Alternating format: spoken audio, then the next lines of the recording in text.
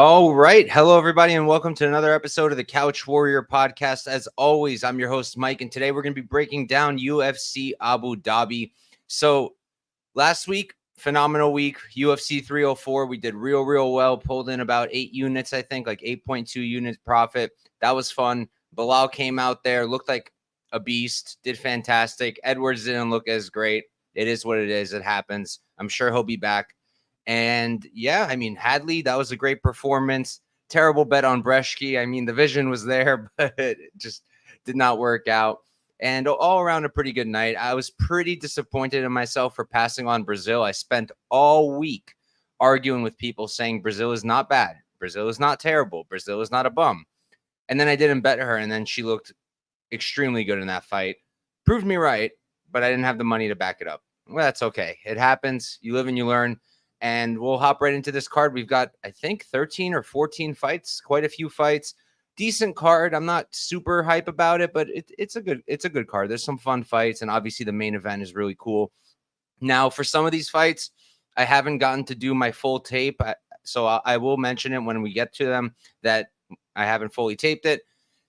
I'm just like swamped with time these days. I'm currently considering maybe switching the time of the show to a different day just so I have a little bit more time to prepare. It's getting harder and harder to do it on the weekends, but we'll see, because then if I move the show, then I have to figure out what time other people's shows are, not to step on anyone's toes. So it's a whole thing, but we'll figure it out. Without further ado, let's jump into the card, though. First, let me catch up with the chat. First, we got Daz over here. My guy Daz, thank you for the dono. Really appreciate you, brother, and glad you were able to make it. Champ Bets, let's go indeed. Thank you for tuning in. And MMA Hokage, looking good. Mike, glad to see you're feeling better. Thank you, my brother. Appreciate you being here. All right. I'm actually hyped to talk about this fight. We got Sedriques Dumas versus Denis Tiuliulin to start off the card. Dumas 9-2-0. He's 28. He's 6'2" with a 79-inch reach. Tiuliulin on the other side, he's going to be 11-9-0. He's 36, so he's 8 years older, 1 inch shorter, and he's going to be at a 2-inch reach disadvantage.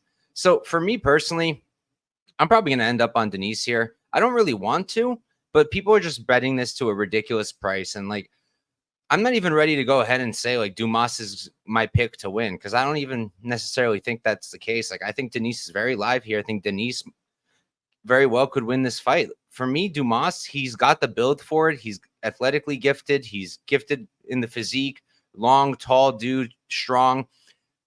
But I don't really think he's that great. You know, his striking is okay. It's fine. Nothing special. It's nice. It's straight down the pipe, I guess. It's decent, but not really crazy about it. I think he's pretty hittable. And it seems to me that everybody who's rushing to the window to parlay this guy, and there's many people, surprisingly, are just operating under two assumptions. One, that Dumas is this fantastic wrestler. And two, that Denis is an absolute bum. Dumas is going to take him down, and it's going to be it. And I don't really subscribe to any of those things. First of all, just like looking at the numbers of like his wrestling, right? Let's pull it up. This fantastic wrestling of Sedriques Dumas.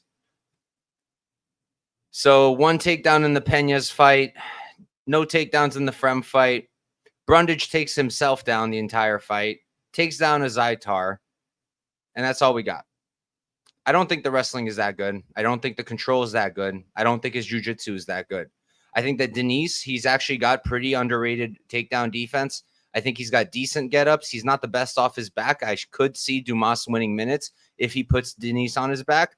But other than that, I don't think Denis is going to be super easy to take down. And I think Denis is a better boxer than Dumas, and I don't really think it's quite close. Dumas might be better at range, but if Denis can step through that, if he can close the distance, I think he can box Dumas up. So for me, I mean, I'm super interested in the underdog. I wouldn't be normally. I don't think Denis is like a stud by any means. He's getting up there in age, but you're giving me plus 190, possibly better. I mean, I'm going to wait because I'm fine not having a bet on this fight if I miss the line. But if it keeps moving, I'll get to Denis. Now, I'm honestly picking him to win. The reason I'm not playing him right this second is I can understand, he's slowing down. He's older, doesn't have the best ground game. It wouldn't shock me if Dumas won.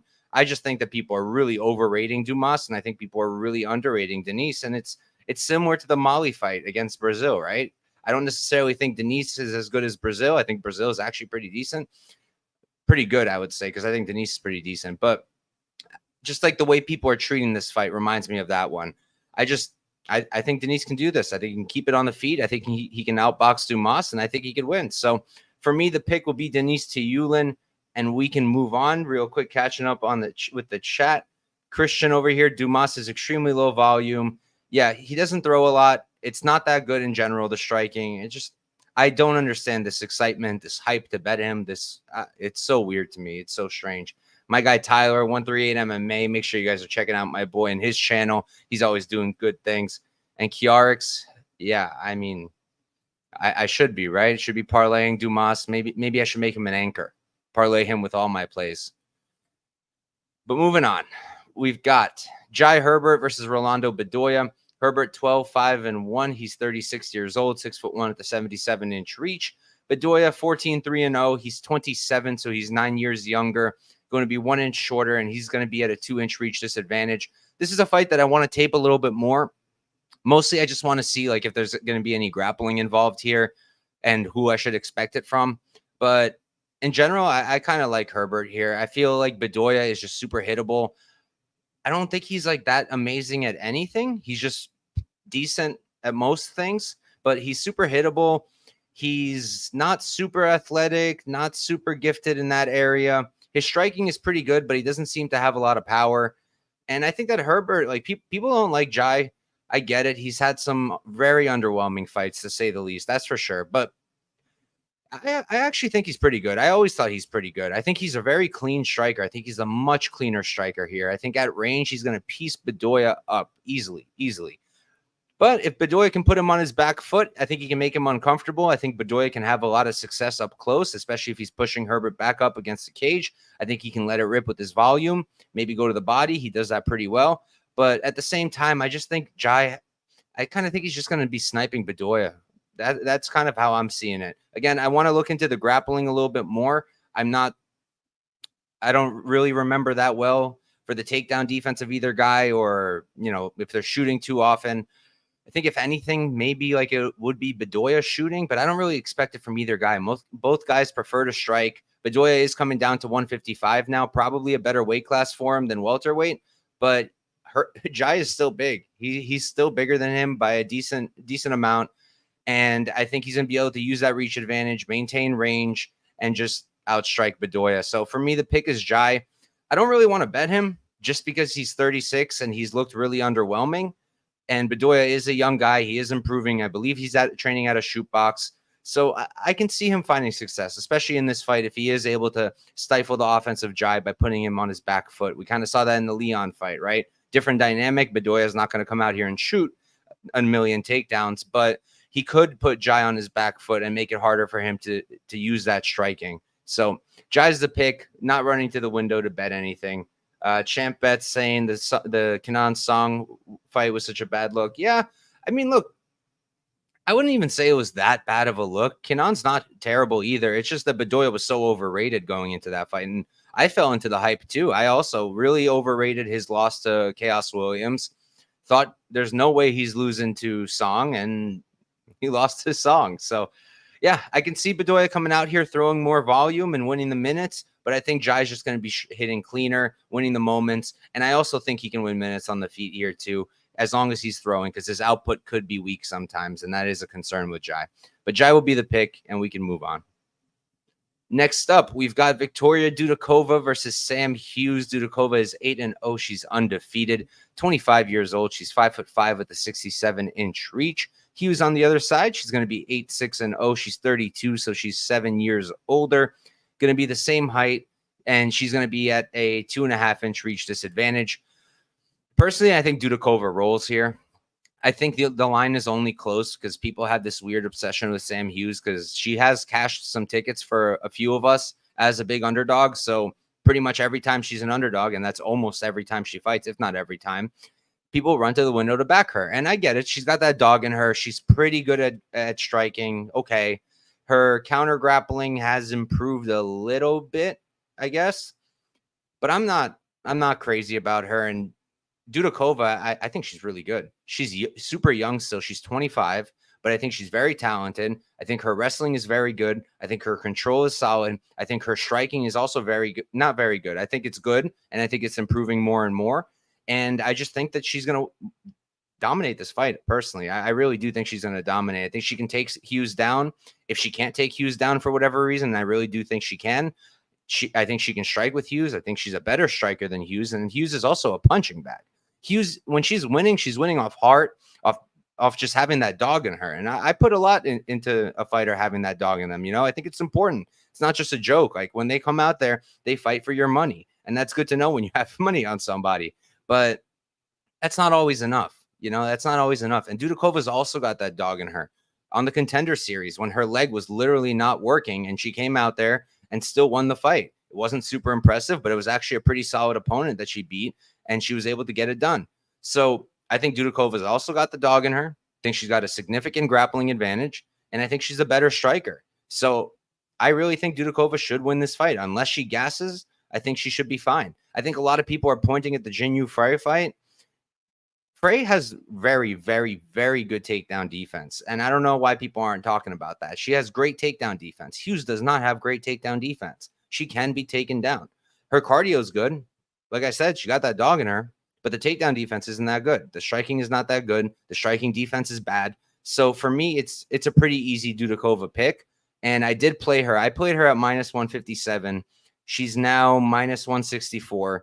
I don't like telling people, oh, you can play a line that I have a better line than, but at the end of the day, if you didn't get that -157, I do think that -164 is just fine on Dudakova. I would have played that as well. I think she's going to win this fight. I think she's going to make it look pretty easy. And maybe if the line moves back down, I'll add to it. I wouldn't be opposed to adding to it personally. So yeah, I like Dudakova here. Sam Page live bet system play. I mean, yeah, you could probably do that. I could see it, I guess. If you think like Dudakova will slow down for whatever reason, and Hughes does have good cardio, then I guess you can hop in. You'll probably get a good live line after that first round. Like, I would say there's a very, very high chance that you'll get an even better line if you just wait, if you like Sam Hughes here. Because I do think in that first round, she is getting taken down. And on the feet, I do think Dudakova will have success too. So in that first round, after that first round, you'll probably get a good live line if that's what you're looking to do. But personally, I have no interest there. I think Dudakova should roll here, and we can move on. This fight is so sick. It's so sick, and I'm really happy that this fight is happening. We have Guram Kutateladze versus Jordan Vucenic. Guram is 12-4-0. He's 32 years old, 5'11" with a 72-inch reach. On the other side, Vucenic, he's 13-2-0. He's 28, so he's 4 years younger. 5'9". He's 2 inches shorter, and he's going to have the same reach. So for those of you who aren't familiar with Vucenic, he's from Cage Warriors. He's a fantastic prospect, and it's been only a matter of time till he made it to the UFC. Him and Paul Hughes, and they have fought each other. Both two guys from Cage Warriors who should have been in the UFC. Hughes got a better offer, went to PFL. Vucenic coming over to the UFC. And dude's good. The dude's good. You watch his fights. You watch him back. He hasn't fought anyone of probably of the caliber of Guram. This is definitely his hardest opponent to date and a huge step up. But he's beaten some good guys. He's beaten James Hendon. He's got that win over Paul Hughes. He beat Morgan Sherrier in a 5-rounder. He's got good wins against tough guys. Just he hasn't fought at this level yet. I think Guram is probably the toughest guy that he's faced to date. Paul Hughes probably close, but I think Guram's a little bit better all around.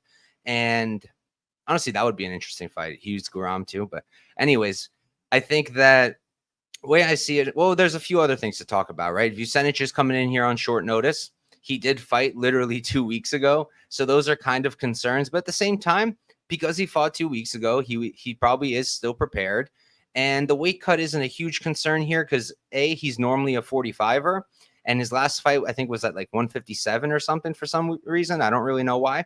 And now this is at 155. So I'm sure he's going to have to cut some weight. I doubt he's walking around at 55. but I don't think it's going to be a really crazy cut for him. I'm not super concerned about that. I think the main factor here is him coming in on short notice against a high caliber opponent, I would say. Now, in terms of just like the actual fight, Vucenic, he's a really good grappler. He's a solid striker. He's very well rounded. He's got good cardio. He's done 5 rounds before. He does seem to struggle when he can't get that grappling going. That's usually when he's losing the fights, is when his wrestling isn't working that well. Then he can be outstruck. Sometimes by better grapplers, he can be out-grappled. Paul Hughes had success. Charrier had success. Hendon, not so much, but Hendon was able to stuff some of the takedowns coming from him, at least at first. But if you can stuff the takedowns and you're a very good striker, you could probably beat Vucenic, and that's kind of what he has here on the other side. That's why it's a tough debut for Vucenic. And while I'm super high on him, I think he's a really good prospect, I hope he goes back to 145 after this, and I hope he gets a little bit of an easier opponent, because Guram, I think Guram's a stud. Now, his last performance was kind of concerning. I don't know why he gassed so hard. I don't think he's not like the best cardio in the world, but he's never really seemed to me to have a cardio issue. I mean, he came in on short notice against Gamrot, who's a phenomenal grappler with good cardio, really got pushed there, had to defend a lot of takedowns, had to scramble a lot. And his cardio looked just fine in the 3rd round. He was still going. He was still fighting. He was still defending takedowns. He did get taken down, but he was still defending. He was getting back up. And then the Brener fight happens, and about halfway into the 2nd round, Guram just starts falling apart just completely. And I know Brener landed like a crazy strike, and that's what ended the fight, but Guram looked like he was wilting, and it just was not a good look. Other than that, I mean, his takedown defense is very good. His scrambling is very good. He's fought the better competition, in my opinion. I mean, guys like Gamrot and Damir Ismagulov are his first 2 UFC fights. That's crazy. And he beat Gamrot, and in my opinion, he beat Damir as well. So he should have been 2-0 after that against 2 super tough opponents. He's a really good striker.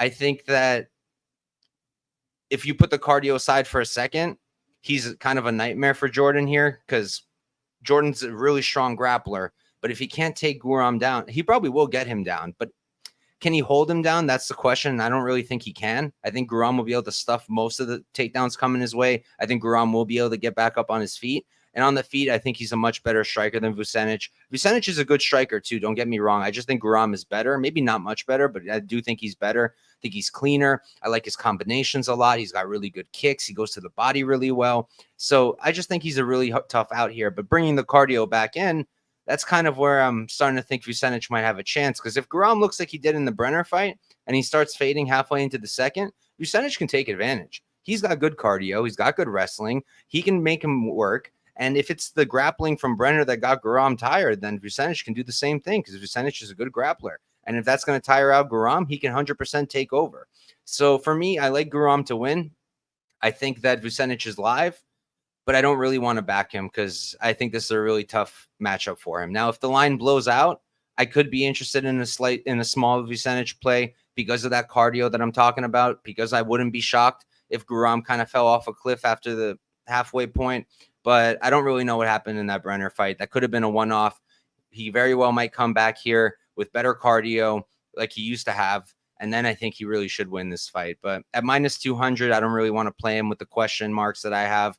And Vucenic, like I said, while I think he's a stud and has a really good future, I'm not rushing to bet him against a guy like Guram on his UFC debut on short notice, up a weight class. Just not a great situation for Vucenic here. So give me Guram. Really excited to watch the fight as a fan. Probably not betting on it, though. And we can move on.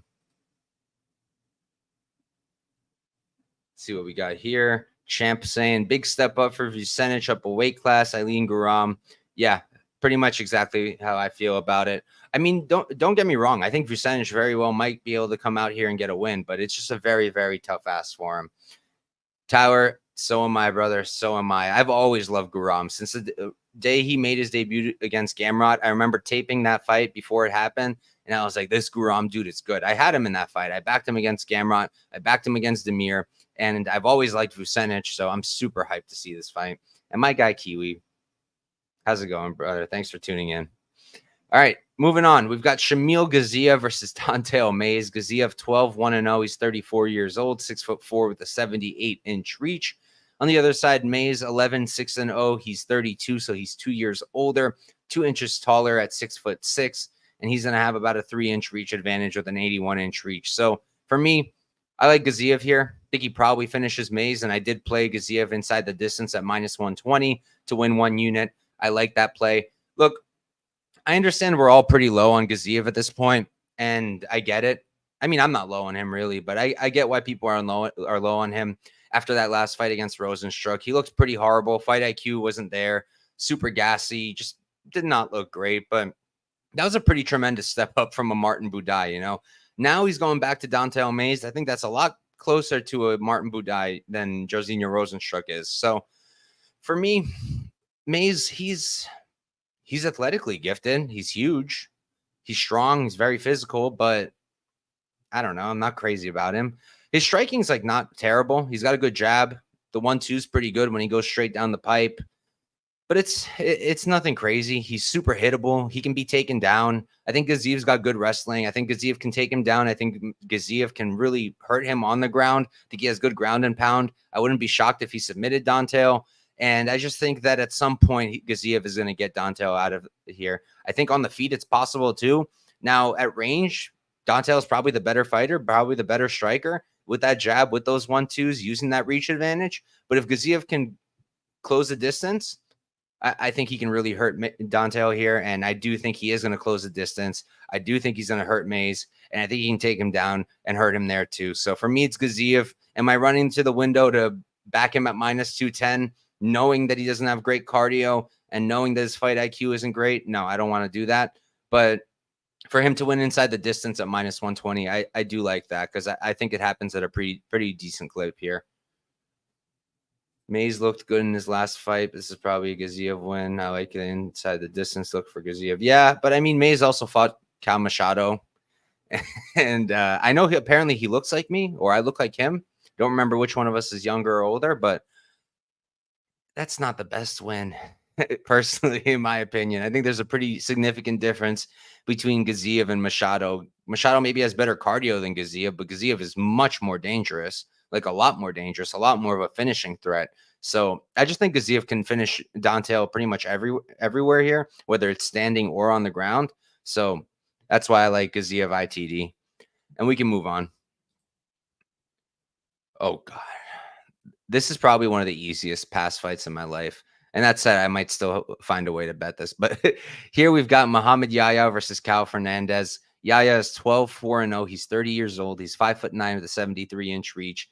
On the other side, Fernandes, he's 8-2-0. He's 29, so he's going to be 1 year younger, just about. He's the same height, and he's got the same reach. So both guys lost in their UFC debuts, but pretty big difference between who they lost to and how they lost. Yahya lost to Trevor Peek, and we all love Trevor Peek, but Trevor Peek isn't the most technical fighter. And Yahya made him look like a really complete mixed martial artist in that fight. I mean, Peek was able to take him down. Peek was able to strike with him at range. Peek was able to beat him up in the pocket. Peek dominated him pretty much everywhere. And it just was not a good look. And watching back his other fights, it's the same story for the most part. He's beating competition that is not very good at all. When he's getting takedowns, it's against competition that is getting submitted constantly and doesn't have good ground game. He's not defensively sound whatsoever. He's extremely hittable. He's stiff. His chin up is up in the air. His takedown defense is ass. His get-ups are ass. I don't really know what to like about him. Like, if you guys are in my Discord, you know I have my little notes chart, and in the notes chart, I mean my little chart that I use for my notes when I'm taping fights. At the bottom, I have like a little thing for strengths, right? Strengths, and then another one for weaknesses. I couldn't even tell you what the strength was for Yahya. Like, I really couldn't. I don't know what his strength is. I mean, I guess striking is what he's best at, but I can't even really call it a strength because I don't think his striking is that good. It's okay. It's not horrific, but it's not that great either. Now, on the other side with Fernandes, it's another guy who I really don't know what to make of, really. And he seems better than Yahya. Does he seem like -400? I don't really know. It's going to depend on the grappling. So with Fernandes, he's a pretty good striker. Seems pretty explosive. He likes the kicks. He likes to spin, but the output's not that great. He doesn't use his hands enough, in my opinion. If he did, I think it would look pretty good, but he's not really using them often, using mostly kicks. And the grappling is pretty good offensively. Defensively, no. I don't like his takedown defense. I think his scrambling is pretty good for a second, and then he kind of starts getting stuck on his back, like we saw in that Diakese fight. But offensively, he does have pretty good grappling. His wrestling is pretty decent. The jiu-jitsu seems pretty decent. I've seen him kind of rush and like fall off the back before, but Yahya I don't really think Yahya is going to offer much. Like I don't think he's going to really fight back that hard on the ground. Like he'll fight back, but I mean, like, I don't think he's very good defensively on the ground. I think that if Fernandes can get Yahya down, I think Fernandes can sub him. So the way I'm going to be looking at this fight is I'm either going to play Fernandes sub or nothing at all. That's what I'm thinking, because I think Fernandes should win, but am I comfortable laying minus 400 on him? No, because his output isn't good on the feet. And if he can't get takedowns, I wouldn't be that shocked if Yahya could outstrike him.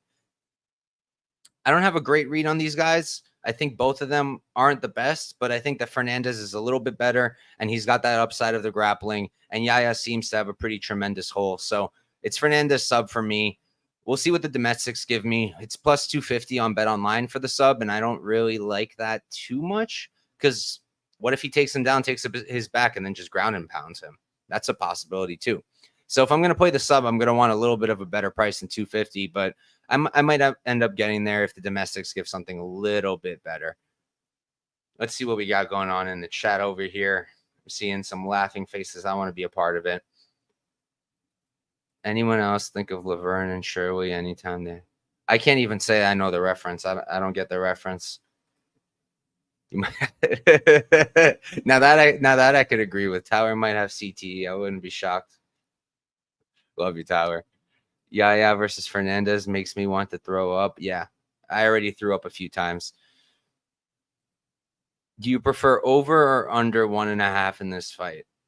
I mean, what are the odds? Without looking at the odds, I mean, I think we probably go over. I don't really think either of them is like a crazy finisher, but let's see what we got. Over 1.5 minus 152, under 1.5 plus 122. I mean, I'd lean the over, but I don't want to play it because, like, I don't really think Fernandes is super dangerous early, and I don't really think Yahya is super dangerous at all early. But at the same time, I could see Fernandes kind of just taking Yahya down and running through him on the ground. So I would probably stay away. I don't even think you're that much older than me, Tyler. You're like 3 years older than me. But anyways, moving on. Next up, we've got Alonzo Menifield versus Azamat Murzakanov. Menifield 15-4-1. He's 36 years old, 6 feet tall with a 76-inch reach. Murzakanov 13-0. He's undefeated. 35. He's 1 year younger, 2 inches shorter, and he's going to be at about a 4.5-inch reach disadvantage. So, like I mentioned in the show, I haven't had time to fully tape all of these fights. This is one of them. So this is one that I want to come back at and look at because I don't know. The line seems a little crazy to me personally, but because like the way I see it with Azamat, he's good, but he's very low output. He looks to counter a lot. He was losing to my guy Tafon before he knocked him out. I had Tafon there. That sucked. Tafon was looking great, and then he gets finished, and my money goes down the toilet. But that wasn't a great look because Tafon isn't the best. He's no longer in the UFC, and Azamat was 100% losing that fight. Since then, he's looked a bit better. The Jacoby win was pretty good. He's a good striker. He's technical. He's pretty explosive. He's clearly powerful, and he's got some wrestling upside too, but he doesn't really go to it all that often.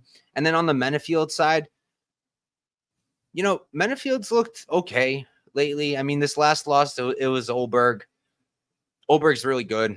Not that shocking of a loss, but Menifield's takedown defense is pretty solid. He's really physical. Dude is built like a fridge, and he's got pretty good get-ups too. So I don't think that wrestling is going to be like a clear path here for Azamat. If I saw Azamat coming out and wrestling more often, maybe.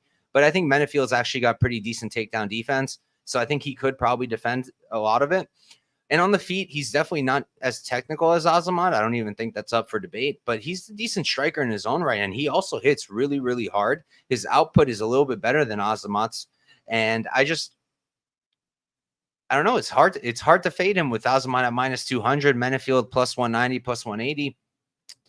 I don't hate the Menifield play, but right now I'm leaning towards Azamat because of what I said. I think he's cleaner, and I think he has potential wrestling upside. But do I want to back him at minus 200 when I know he's low output, not convinced about the cardio, and Menifield hits like a train and very well might be able to keep this fight on the feet? No, I don't really want to do that either. So I'm probably going to pass right now. I'm going to tape it more. If you guys are in my Discord, you'll get the notes and the breakdowns as soon as I do it and the pick. If you're not in the Discord, hop in. It's 100% free.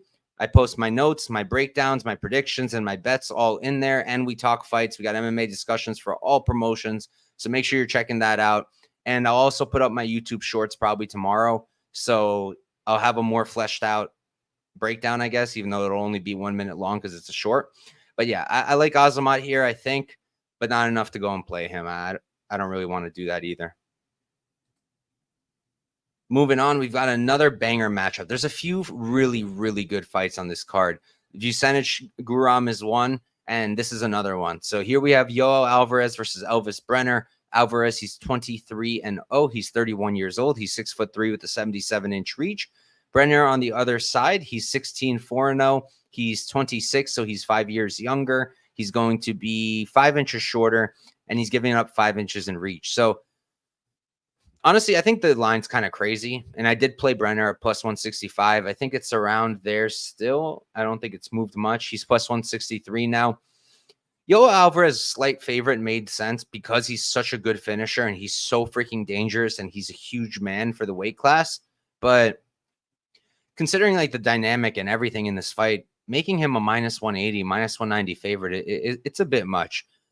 Alvarez, like I mentioned, super dangerous early. He's really good, a really good finisher, both on the feet and on the ground, primarily on the ground, but the feet has developed too. He's a good striker, good knees, good kicks. The hands are pretty solid too. Seems to have a lot of power, but he does seem to fade. He hasn't even like left the second round in a while, I'm pretty sure. And he hasn't been to a decision since his Demir fight in 2019. But even in what was the last one? The Diakese fight. After, like, I don't know, 4 minutes in the first round, he was already looking tired to me. Like, he was slowing down. And he does slow down. He doesn't seem to have the best cardio. And now my bigger issue with him, and also his striking defense isn't that good. I thought that's worth mentioning. But my biggest issue with him is he's strongest on the ground. He's got a ton of submission wins. He's nasty with the elbows. He's hard to hold down. But he doesn't really have the wrestling to take it there. He doesn't have a single UFC takedown. And his wrestling's not very good. He just doesn't really even go to it. And he depends on his opponents to bring it there, which is great and all. But if your opponent's having success against you on the feet, they might not want to bring it to the ground. So then what? And then if, like, let's say with Brener, right? Because I do think Brener will take it to the ground. But if they have good enough defensive jiu-jitsu, if they have good enough jiu-jitsu where they can defend your attacks, they're going to win the minutes controlling you. Yes, we're in a time now where damage is over control, blah, blah, blah. But control still matters. And if Alvarez is throwing elbows up from bottom, but Brener is also hitting him and controlling him, Brener is going to be winning those minutes. Brener is going to be winning those rounds.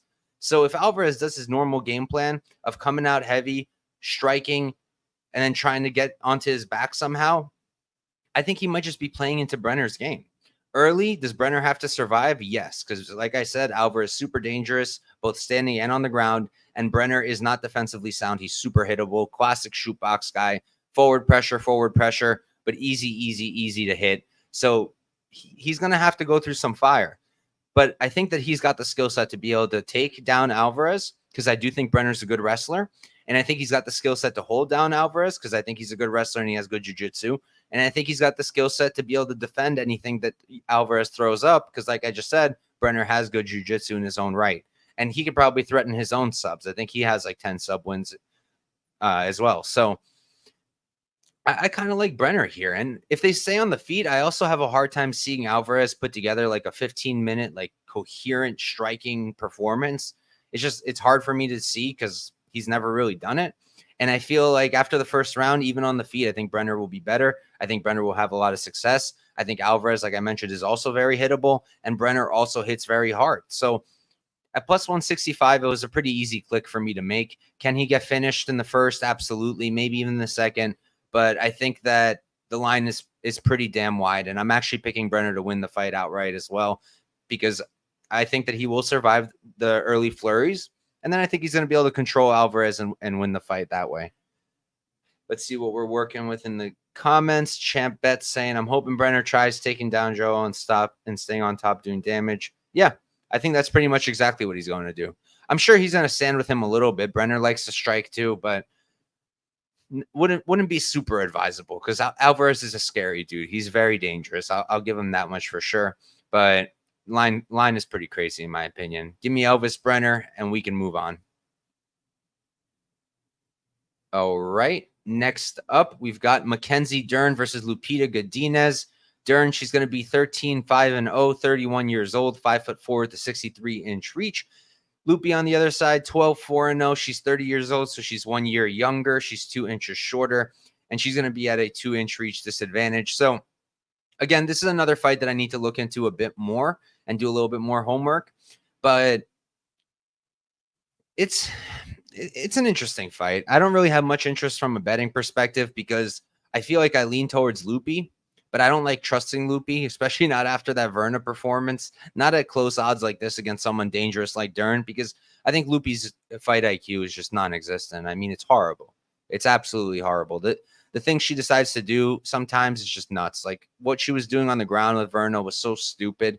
And if she does that with Dern, I think she's very live to get finished here. I think Dern is nasty on the ground. Her wrestling has improved a lot. I think that she can get Godinez down. Godinez has pretty good takedown defense, but I wouldn't be shocked if Dern was able to get her there. And on the feet, Dern's improved too. Dern's striking isn't horrible, but she's pretty hittable, and Lupi's a better boxer than her. I don't think there's much question there. So I think Lupi can outbox her. I think Lupi can land her own takedowns, but that would be an absolutely horrible idea. And that's the problem, right? It's a horrible idea, but it's Lupi, so she might do it. You know, ideally she should come out here, stuff anything Dern throws at her, do everything she can to stay off of the fence, because we know Dern can do things off the fence too. She can take a back standing. She can drag her opponents down. It doesn't necessarily have to be a traditional takedown. Lupi needs to stay away from that fence and just box. Because in a boxing match, she wins this fight, I think, at a very high clip. I think she can 100% outstrike Dern and win the fight. But I can't trust her. I can't trust her to not take Dern down. I can't trust her not to make stupid mistakes. And I'm not ready to like throw Dern out the window and say she's terrible, because she's not terrible. Dern is also very good, and her game has been developing, and she's been getting better and better at the things that she wasn't great at, like the wrestling and the striking. Still hittable, but I still think she's a good fighter, and I wouldn't be shocked if she was able to beat Lupi here, whether it was by decision or whether it's by sub. But I do lean towards Lupi. It's that fight IQ that's really stopping me from doing anything. BetOnline was all over the score. No way. They made it minus 400. That's crazy. It's not crazy. It makes a lot of sense. I mean, out of the two of them, who's likely going to get the finish? It's probably Dern. If Lupi gets a finish, what is it? Definitely not a sub. So it's probably a knockout, and I don't think she's knocking out Dern. So it makes a lot of sense, but that's just a crazy line to see. Minus 400 on the finish only for Dern. But yeah, Lupi's the pick. I'm going to look at this fight a little bit more, but I highly doubt that my opinion is going to change much, and I don't really want to bet either of them. So we'll move on. Now, in this fight, I didn't want to bet either of them either, but my hand got kind of forced here. So here we have Tony Ferguson on a 7-fight losing streak against Michael Chiesa on a 3-fight route losing streak, and Tony is coming up to welterweight. So Tony, 25-10-0. 40 years old. He's 5'11" with a 76.5-inch reach. Chiesa, 16-7-0. He's going to be 4 years younger, 2 inches taller, and he's going to be at a 1-inch reach disadvantage. So, look, Chiesa's minus 700 or 800, whatever it is. that should be it. Like, that should be enough for the breakdown. I mean, what the hell? I get why he should be a heavy favorite, I guess, because Tony's just looked awful recently, but Michael hasn't looked all that great either. You know, he hasn't looked phenomenal. Now, likely outcome here is Chiesa wrestles early and often, takes Tony down, able to control him, maybe subs him, or maybe just gets a decision win. Probably the most likely outcome. But minus 800, minus 700, you're saying Tony has no shot here, but I think he might have a shot. On the feet, Chiesa really only has like a 1-2, and that's really it. And I like it. It's straight down the pipe, but it's limited. That's like the only weapon he has. I think Tony's clearly a better striker with a lot more weapons in his arsenal. So, and I think he's a lot more dangerous on the feet. I also think that Tony, he's got those front chokes. I think he can submit Chiesa. I think if Chiesa shoots sloppy. So I don't think Tony's like shit out of luck here. I think he's got a decent chance, like a slight chance at least. So I ended up playing him at plus 525. I think I played him for a quarter unit. Nothing crazy. I will be A-okay if Tony's truly and indeed washed and Chiesa just runs through him. I'll lose my quarter unit and I'll live to tell another tale. But again, I wouldn't be shocked if he was able to pull this off. I think he can finish Chiesa here. I think that Chiesa just also hasn't looked that great. I think he's also towards the tail end of his career. And yeah, that's really all I got. I think Chiesa will probably out-grapple Tony. Will probably take him down early and often. But he can get caught entering on the takedowns. And he can get outstruck here. So, yeah, the pick's Chiesa. Tony's probably done. But me and my quarter unit will ride that Tony plus 525, and we'll see what happens. Ferguson by sub is worth a small shot. Yeah, it's what? It's like plus 800. Maybe fight ends by sub could be interesting. Let me see. Ferguson sub on Bet Online's plus 800. Domestics will probably give you plus 1,000. Yeah, it's worth a sprinkle considering I think that's probably how he wins if he wins, right? It's probably catching Chiesa in some kind of sub. I guess in theory he can knock him out. I mean, Tony's had his moments on the feet against many of his recent opponents. Chandler, Bobby, Patty. He's had his moments. He just, overall, he looks washed as hell. Rip. Yeah, unfortunately, that's probably the case. Grateful by Gillian, round 1, first time Chiesa shoots. Yeah, that would be nice. that would be clutch for my little sprinkle. But all right, we can move on. This fight is another one that is really, really dope. I'm very excited for this one. We've got Marlon Vera versus Davison Figueiredo. Vera, he's 23-9-1. He's 31 years old, 5'8" with a 70.5-inch reach. Figgy on the other side, he's 23-3-1. He's 36, so he's going to be 5 years older. He's 3 inches shorter, and he's at a 2-inch reach disadvantage. So I went into this fight thinking I'd probably be on Figgy. And like when the lines came out, the first thing that stood out to me was the Figgy sub at plus 1,600, which I still think is a pretty crazy line. I know that Vera's never been submitted, but neither was Cody Garbrandt. And I was calling for that sub. I thought that Figgy would sub Cody. Didn't bet it because I'm a chicken. And he ended up pulling it off. And I would not be shocked if he did it here. If you like Figgy, I think that plus 1,600 on the sub is super worth a sprinkle. But after doing my tape, after doing my homework, I like Vera here. I actually like him quite a bit. So, like, the first thing I want to talk about, the main thing you hear about Vera, right, when people talk about him, their main issue with him is that he's a slow starter. Normally doesn't win the first round, if ever. And he just starts very slow. He's not the best minute winner. He's often having to, catch up by having big moments. He gets outstruck, then he lands a big strike and is able to win the round because he causes more damage or almost knocks his opponent out. But the thing is, isn't that the same thing with Figgy? Like, realistically, maybe he doesn't start as slow, but his output is worse than Vera's. Doesn't throw as much. And he also depends on big shots and big moments. So I feel like that the whole criticism of Vera, which is valid, it doesn't really apply here as much because you can say the exact same thing about Figgy. Figgy also starts slow, and he doesn't have great output. Vera has better output than him. I'm pretty confident in saying that. When do you see Figgy landing over 100 significant strikes in a 3-rounder? I don't think he ever has. Vera has. So already, leaning towards the Vera side, and then watching it more, I don't know how I feel about Figgy at 135. I mean, on one side, he looks pretty good. He looks healthier. He looks strong and physical. but he looks slower to me. I feel like his performances haven't been that impressive. I mean, Rob Font had his moments in that fight. He was out striking him at range. What's his face had his moments. Garbrandt didn't look horrible there either. I don't know. Figgy, his striking's good, and he's got a lot of power, and he goes to the body really well, but everything's got a loop to it, right? And Vera throws a bit more straight. And if you watch my videos, I talk about this pretty much every single week. If you got two guys, one of them is throwing a loopy punch, and one of them is throwing down the pipe, who's going to land first? The guy throwing straight. And Vera does throw straight.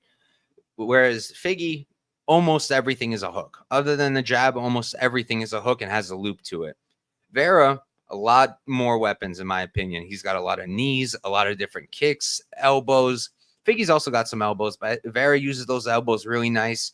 And I like his hands more. I like that they're straight down the pipe. I like his body work also. I like the knee up the middle. If Figgy's coming in, I think that knee up the middle is going to work wonders. I think that the front kick to the body that Vera does is going to work wonders against a guy like Figgy. Because Figgy, like I said, up at this new weight class, I think he's pretty slow. And I also don't think he has the best cardio in general.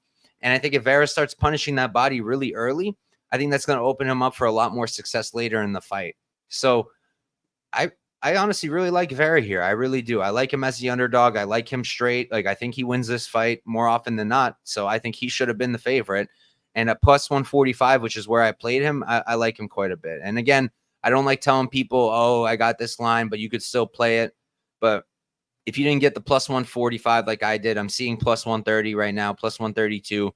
I would have bet those because, like I said, I give Vera more than a 50% chance here. So I do think the line is wrong. I get it with Figgy. People really like his recent performances, and Vera, just got demolished by Sean O'Malley. But the matchup couldn't be more different. Sean O'Malley is an elite range striker. Figgy doesn't strike at range. Figgy works in the pocket up close. That's where he's dangerous. That's where he's nasty. But so is Vera. And Vera has more of a game at range. Now, I'm not crazy about Vera's takedown defense, and I'm not crazy about his ground game. That's the only thing that makes me think, okay, maybe Figgy's slight favorite does make some sense because he does have some wrestling upside. I think his wrestling is good. I think his ground game is elite. The jiu-jitsu is really, really good. And I don't think Vera's ground game is all that great. But overall, I think the takedown defense of Vera is pretty solid. I was watching him, looking for what he's doing. Is he looking for hand control? Is he looking for the underhooks? Does he have good hips? And he does everything well. So I do think he'll be able to stuff most of the takedown attempts or grappling coming from Figgy and keep it on the feet. And I think there he's going to have more success. So yeah, it's Vera for me here. I understand why people like some Figgy. Also, I'm seeing a lot of hype now because I guess he was training with Habib and the boys over there. And Bilal just got the win after training with Habib and all of them, even though apparently Bilal was only with them for like a little bit of time and then went back home and trained there. But don't fall into that hype too much. If you think without that he's going to come out here and wrestle, then okay, great. And like have success, then great. But don't assume that he's going to have success just because he trained with Habib. That's not going to make a huge difference. I don't think he was there with him for a full camp or anything like that. So yeah, I like Vera here. I think Vera at underdog odds, it's a good spot. Moving on. This is 100% a fight I need to look at a little bit more, but we have Shara Magomedov versus Michal Alaseshuk. Shara is 13-0, undefeated. He's 30 years old, 6'2" with a 73-inch reach. Michal, 19-8-0. He's 29, so he's 1 year younger.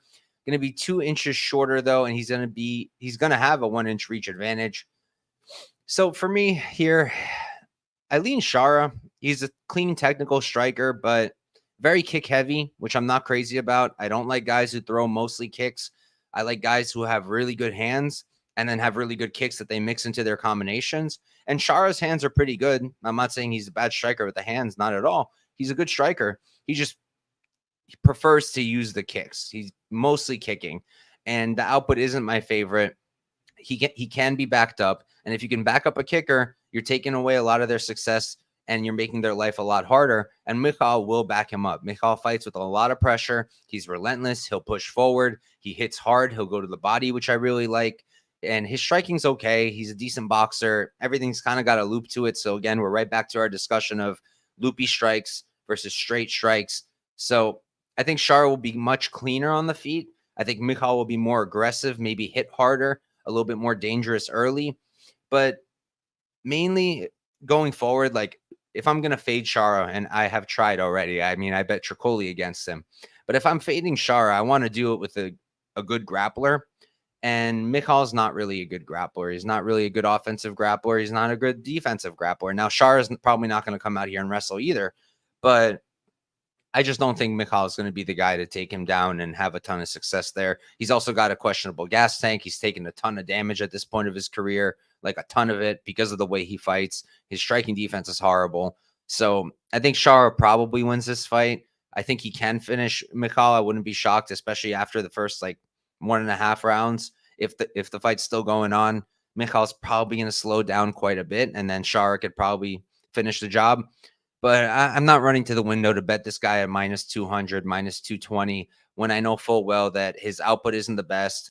He isn't great off the back foot, and his ground game sucks. So if Michal does come out here and grapple, I mean, he might have some success.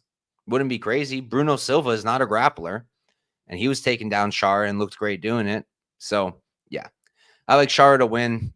Not running to bet it, though. Let's see what we have here. Champ saying, do you like the under 1.5 for this fight at plus money? I feel like with how Michal fights, it makes it an interesting look. What's it sitting at? I would have thought that it wasn't plus money. Yeah, I mean, look, I'm not the best at unders. I don't think I am, especially not 1.5s.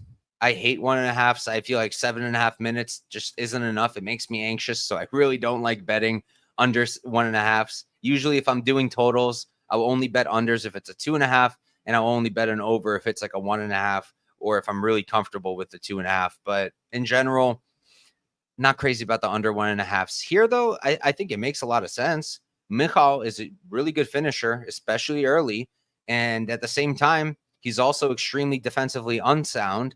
And him getting caught by Shara would not be crazy at all. So I'm surprised that it's plus money, and I don't think it's a bad look at all, the under 1.5. Just not really my specialty. And we can move on to our main event. All right. Next up, we've got Cory Sandhagen versus Umar Nurmagomedov. Fantastic fight. Cory is 17-4-0. He's 32 years old, 5'11" with a 70-inch reach. On the other side, we have Umar, who is 17-0. He's 28. He's 4 years younger, 3 inches shorter, and he's going to be at a 1-inch reach disadvantage. So, look, there's definitely a lot going for Cory here, and I understand why people might want to back him at plus 250, whatever it is, because it's clear as day. This is by far the hardest competition that Umar has ever faced. Cory has gone 5 rounds before against tough guys, and he's elite. Cory is 100% an elite fighter. He's extremely well-rounded.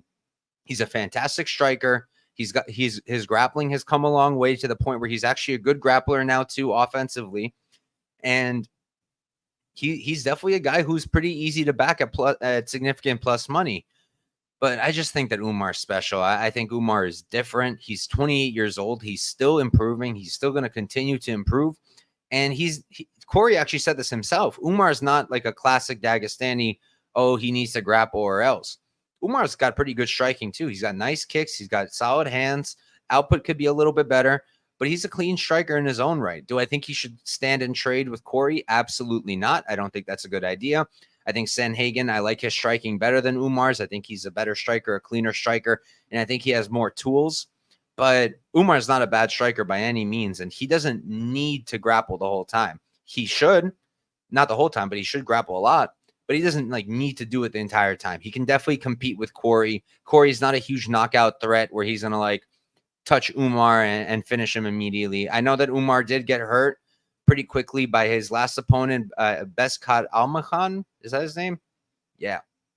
Beksat Almakhan. But that dude's pretty good too. I know some people thought he was a bum. I disagree strongly. I think that dude is also very, a very serious fighter, and I'm excited to see him come back. I actually haven't heard anything about him for a while. I wonder what happened. But oh yeah, my point there. So my point there was that Umar got hurt. So it wouldn't be crazy if Cory was able to hurt him too.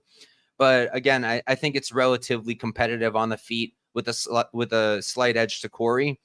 But on the ground, I think it's Umar all day. Umar is an elite wrestler. We know what camp he's coming from.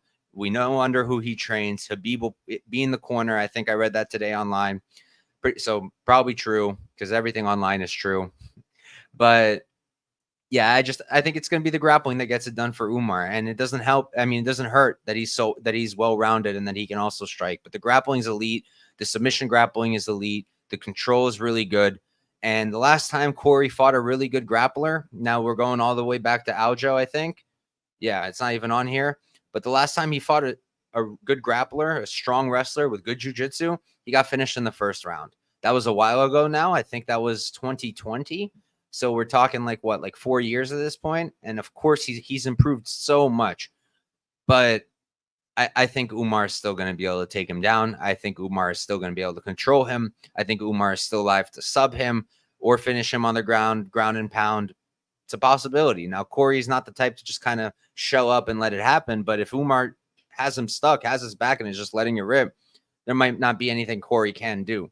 So I played Umar when he was minus 225, I think like last week, maybe like after last week's card. I don't remember exactly when I made the move, but made it about a week ago, I think, at minus 225. I put 4.5 units on it.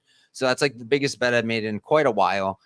And I like it. I like it. You know, of course, I'm a little concerned for all the reasons I said when I first started the breakdown for this fight. Umar, first huge step up in competition, first main event, 5 rounds. And Cory does have 5-round experience, best fighter that Umar's fought to date. But I just think Umar has all the tools he needs to be able to win this fight. I think he's a future champ. Think that him versus Merab, who's probably going to beat O'Malley and be champ. Sorry. That's going to be a really fun fight. If O'Malley beats Merab, I think Umar versus O'Malley will be fun, even though I think Umar will kind of maul him. But yeah, I like Umar. Honestly, though, that's what kind of sucks, because I do want to see Sandhagen versus O'Malley like really bad. I think that would be an elite fight. But hey, if Merab beats O'Malley and Umar beats Sandhagen, they can fight still. Sandhagen and O'Malley can have the number one contender fight while Umar takes on Merab. There you go. Matchmaker Mike right here. But yeah, it's Umar for me. What's the line now? We're looking at minus 300 Umar. If I was coming to the line now, realistically, I probably wouldn't be betting it, just because like I don't really want to lay 3 units to win one on Umar when, like I said, hardest fight to date. Hasn't really fought anybody like Sandhagen. But I think he probably covers, to be honest. I do think he covers even minus 300. I think the grappling is going to be the winner for him here. O'Malley sleeping Merab, sadly, in my opinion. Not going to happen, bro. Not going to happen. Now I'm going to jinx my way into O'Malley winning, because I always jinx myself. But I think Merab's going to win that fight. Umar might be the best bantamweight in the UFC. He's not unbeatable, but clearly nobody has figured out how so far. Yeah, I mean, so far the closest was probably Bestcott with that knockdown. I mean, anybody could be knocked out, right? Look at our champion Islam. Got knocked out, and then he came back, and the rest is history. Now he's pound for pound one of the best in the world, if not the best. So, yeah, I'm with you there. I think that he's probably the best bantamweight in the UFC. Now, not the best striker. O'Malley is. But as an all-around product, like putting everything together, I think Umar's probably the hardest bantamweight to deal with in the division, in the promotion, and probably in the world. So, yeah, Umar for me here. And that's really it. In terms of like props and stuff, I'm not really crazy about any of the props. Fight ending inside the distance makes sense, but I feel like most of the finishing upside lies with Umar. Again, Sandhagen can catch him. Wouldn't be insane, but I don't think Sandhagen's a crazy finishing threat. He has looked better with the power, though. Like with the Song Yadong fight, he looked good there. Was able to hurt him. So yeah, that's not a terrible play. But again, The grappling could kill minutes. Both guys really tough. So I can also see you going over. Let me see if anything else stands out. Sandhagen by decision at plus 500 if you like Cory. I think that's a good bet. I don't like Cory here, so I'm not playing it. But if you do like him, I think that's a solid play. Sandhagen sub. I don't think so. Umar sub plus 285. Yeah. Enough kicking a dead horse. Umar for me. And that's really it. That's it, guys. That's the card. That's UFC Abu Dhabi. Sorry that for a few of them I didn't have like a full breakdown. There's just a few fights that I have to go back to and look over a little bit more. I need to possibly consider moving my show to a different day because I need a little bit more time to tape these fights these days. I used to always do my tape on Friday, Saturday, Sunday. It's getting harder now. So we'll see what happens. I'll, of course, let you guys know if I do end up moving the show to a different time and day. But for now, we'll stick with our Tuesdays. I'll see what I can do. And again, I'll have my shorts up tomorrow. So any fights that I wasn't super confident about, like the Menifield fight that I want to go back to, the Herbert Bedoya fight I want to go back to, the Dern Loopy fight I want to go back to. Those fights before my shorts, I'll have, I'll have taped them, I'll have looked at them, and then for my shorts, I'll talk about them. And again, in my Discord, which is 100% free, you'll get my notes, my breakdowns, my picks, and all my bets. So I'll be uploading those as well as I do them. And that's it, guys. Thank you all for tuning in. Good luck this weekend, and peace out.